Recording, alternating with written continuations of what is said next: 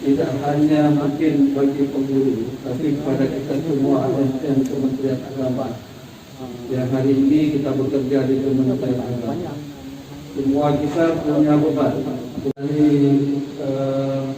jastro, dari jastro sedikit mungkin dengan sedikitnya. Apakah saudara bersedia dikukuhkan menjadi pengurus cabang Asosiasi Penghulu Republik Indonesia Kabupaten Aceh Timur periode 2021-2025? Ketua Pengurus Wilayah Asosiasi Penghulu Republik Indonesia Provinsi Aceh, Dr. Agus Herman Jaya MAB. Siap.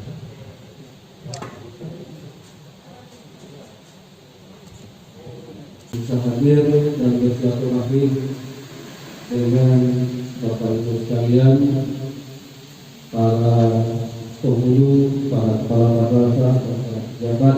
Tugas kita ini adalah berat, namun ketika kita bersatu, apalagi dalam satu wadah seperti ini, itu akan cepat tersebarkan, akan cepat terbicarakan oleh masyarakat. Karena kita bekerja di Kementerian Agama. Yang namanya Kementerian Agama, artinya mengurus bidang agama dari A sampai Z. Dalam bekerja tentu ada 3 hal yang barangkali yang harus selalu ada pada kita, yaitu yang pertama sekali kompetensi manajerial. Jadi kalau dari segi menghabiskan, harus kita acungkan jempol, hebat menghabiskan uang.